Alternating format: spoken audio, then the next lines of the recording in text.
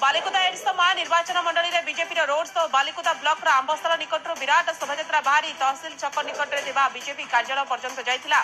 BJP कार्यालय सम्मुख पड़िया बालिकुदा एडसमा बीजेपी विधायक प्रार्थी सत्य सारथी महांती अध्यक्षतार आयोजित साधारण सभा सांसद प्रार्थी विप्रसाद तराई, जिला युव मोर्चा सभापति सुबोध बारिक, राज्य युव मोर्चा प्रभारी सुकांत विश्वाल समेत 8000 अधिक कर्मकर्ता जोगदे भोट मागिछन्ति।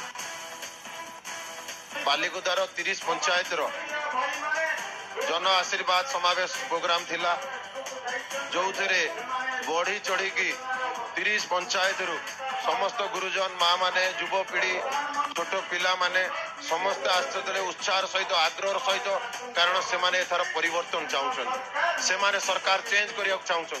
निर्वाचन जते पाखे आसुची भारतीय जनता पार्टी प्रति समर्थन बढ़ुची। मोदींकर जो आह्वान अच्छी जे संसदीय क्षेत्र 400 एमपी जीतिकी जीवे, आज लोक ताकू ठिकणा भाव कार्यकारी करने मानसिक प्रस्तुति नहीं।